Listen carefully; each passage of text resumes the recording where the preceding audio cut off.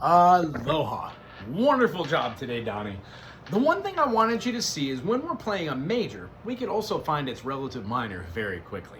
The reason why it's super important to know this is because when we're playing scales, la la la la la la la la, if we start from the 6th scale degree, la la la la la la. So if we start a major scale from there, la la la la la la la la la la la la la la la la la la. It sounds like a minor. That's because it is. So when we play a C major and we have our tonality of having a 1-3-5, which is a C, E, and G, we get la. Well, the A minor is also the relative minor of C major, meaning all the notes that are in C major are all the notes that are in A minor. We can do this in the key of G, D, B flat, A flat, any of them. They all have a respective relative minor. We've been working on the circle of fifths a little bit. We've been working on notation. And what I want you to be able to do for us next week, and I hope we can, is to play every major, C major, and play every relative minor. That means when we play D major, our relative minor would be B minor. When we play A major, our relative minor would be F sharp minor. So the concept behind this is when we play these chords, there is another chord which looks very, very similar. Generally, you add 1 or 2 fingers, and then we get the relative minor. We talked about it in session today. For next week, we left a couple off that I want you to figure out, and when we reconvene, we're gonna jump on that concept. The other thing that I wanted to work on was just an idea that what we're doing here can go over to the piano. And I want to do that right now for you so it's not lost in translation. Boom, boom, boom, boom, boom, boom, boom.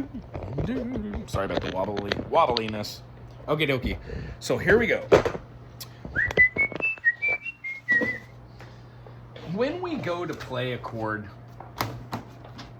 like our C major, we know how to play a C major and find our middle C, and then squish 5, and then get rid of our 2 and our 4 finger, and then play our 1-3-5.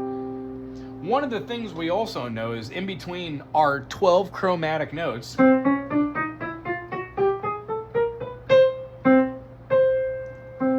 we have all of our notes. C, C sharp, D, D sharp, E, E sharp, F sharp, G, G sharp, A sharp, B, C.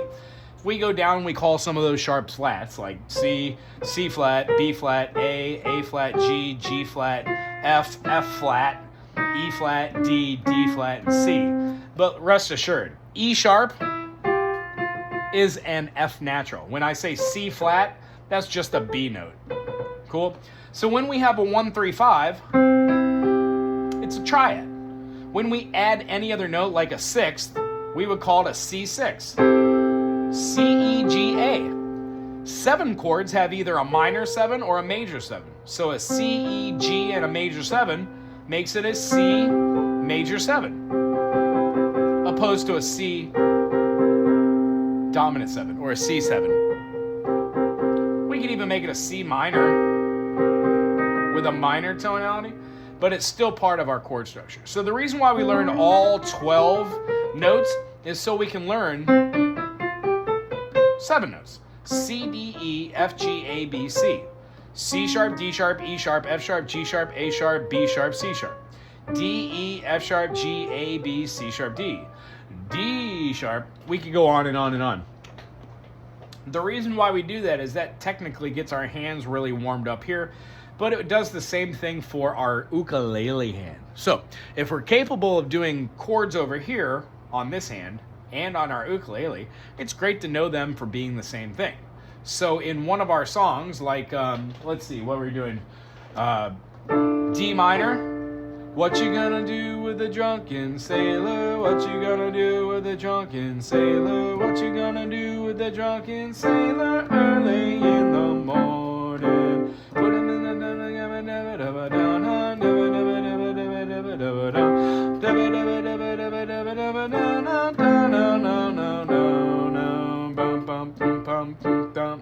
all the same. D minor, C major, A minor. Now we talked about it through the eyes of C major, D minor, E minor, F major, G major, A minor. So all those notes are there. D minor is the minor second. C major is the root, the 1, which is major, and then the minor 6th, A minor, is there for all the song. Well, another key that has the chord of D minor, the chord of C major, and the chord of A minor would be F major. F major has a F major, G minor, A minor, B flat major, C major. We've got a D minor. We have a E diminished, and then an F. So when we play the D minor, we can view that rather than being the minor second, we can view it as being the minor sixth. And then when we play the C, it could be the major 5.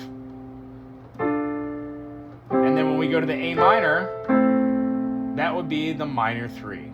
See how in different keys we just have different explanations of where the intervals are? Well, the whole reason we do that is so we can learn where the intervals are all over the piano, all over the fretboard. So the takeaway from what we did today was seeing that when we play some songs that have a C to a C sharp, that diatone or minor second is a kind of note that sits on itself. 2 minor seconds put together make a major second. When you've got 3 minor seconds,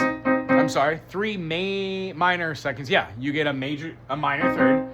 When you have 4 of them, 1, 2, 3, 4, you get a major third, perfect fourth, augmented fourth, perfect fifth, augmented fifth, sixth, minor seventh, major seventh, and then you're 1. And I know we've talked about that, but now I just want you to see that when you go outside of your scale, out of your 12 notes, they keep going. 8, flat 9, 9, that's a third, minor third, major third. This is going to be an 11, sharp 11. We're going to have our, it's still the 5th. So we're going to be going up. This could be a double sharp if you want. This is going to be a flat 13. This is a 13. And that's what we have. So if we had a C major 13, we would have C major. We would add our 7th. And then we would add our 13th. So if I had it all skipped together, this is kind of a major minor chord. So what we're going to do is we're going to talk about these in the future, but I just want you to see that what we read out of books like this can become very cool. Let's go to that Hungarian dance number just because we kind of had it fresh from our head. When we looked at the first measure, what we noticed was there are no sharps and no flats, meaning this is in the key of C. But when we play those first notes, we notice that our left hand is down here on an A note, and then our harmony right here in the first measure is a C and an E. That does not sound like a C major. That sounds like a A minor. But since C major and A minor have the same spelling, we now know that this is in the key of A minor. So when we play 1, 2, 3, 1, 1, 2, 3, and 1, 2, 3, and a 1, 2, 3, 4, 1, 2, 3, and a 1, 2, rest, rest. 2,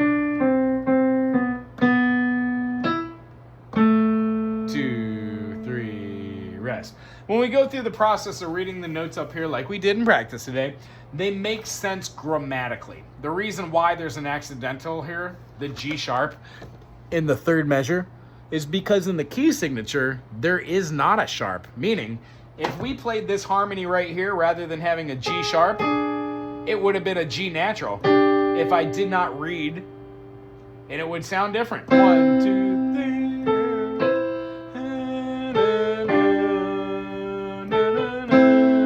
That just sounds different, doesn't it?